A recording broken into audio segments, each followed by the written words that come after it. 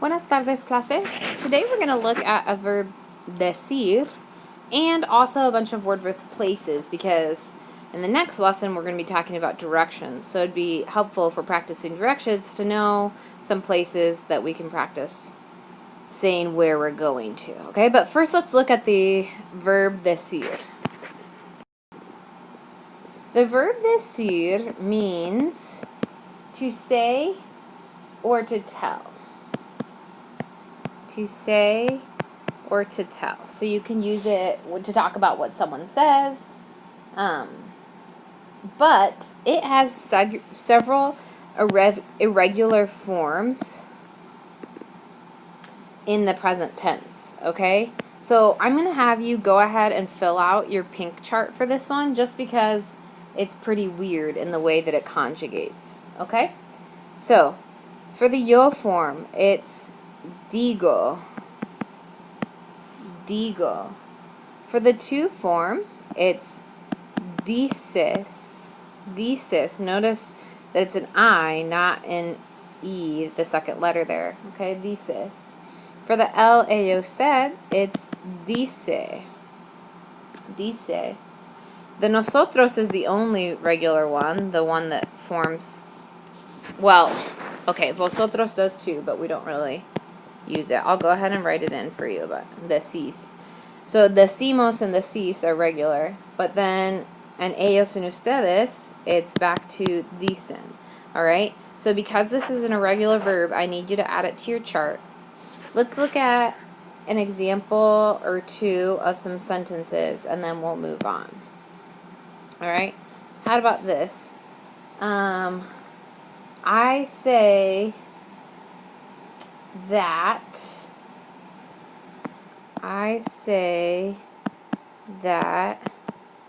you are nice. Okay? If you want to use that, like this right here, you could just use the word que. Alright? So the translation of this would be yo digo, okay? Yo digo que tú, let's see here, we're going to use Sarah Star. Is it who you are, where you're from, feeling, or location? It's who you are. So tú eres simpático. Okay?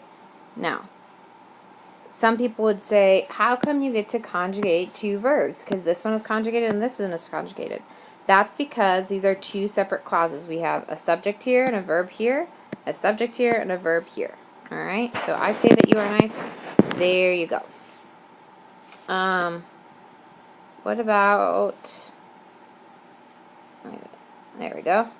What about this one? He says that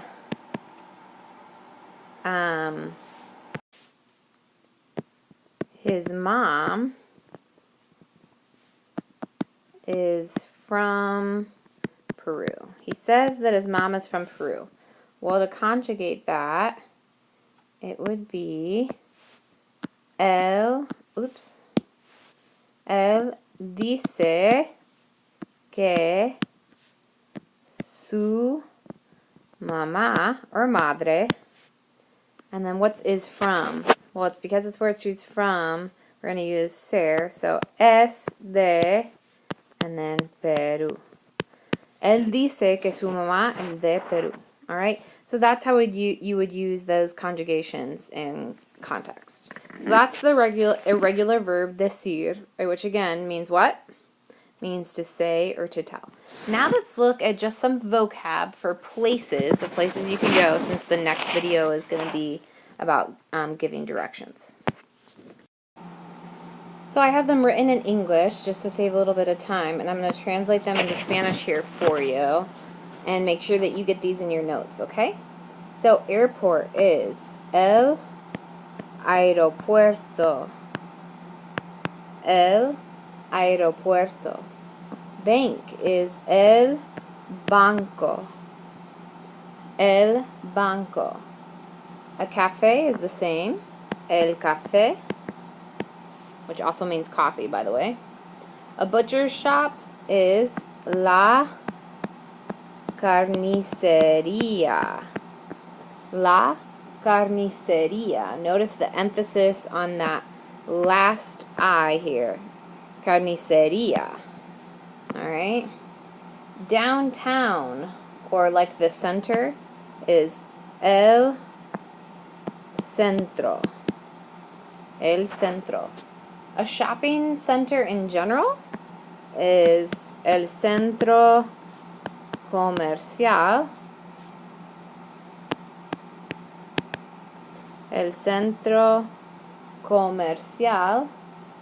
A post office is el correo. And a bus station. Now, bus is actually a word that, depending on what country you're in, will be pretty different, okay? But this is just a general one that most people would understand. La estación, that's the station, de autobuses. Autobuses. Depending on the country, that word bus changes quite a bit.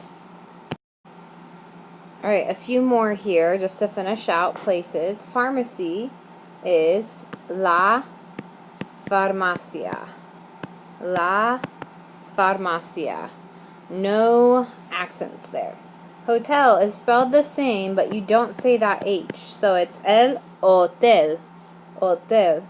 Church is la iglesia. La iglesia. Again, no accent marks on that.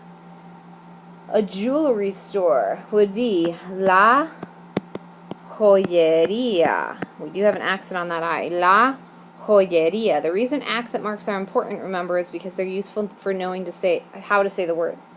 Bookstore. Not to be confused with a library, okay? Bookstore is la librería. La librería. A bread store or a bakery would be la panadería. La panadería. But then more specifically, a bakery for pastries or sweet things would be la pastelería. La pastelería. A town square would be la plaza. And I'll show you some pictures of those because most of you aren't really familiar with what a town square is. Two more. A shoe store would be la zapatería. La zapatería. And then just a store in general would be la tienda. La tienda. Alright, so please make sure that you are practicing those words, especially with the correct pronunciation. If you need to go back and watch, please do that. I need you to make sure that you can say all of those things so that next time when we're talking about directions, you can know how to give directions to those places while saying those places correctly. Okay? Hasta luego.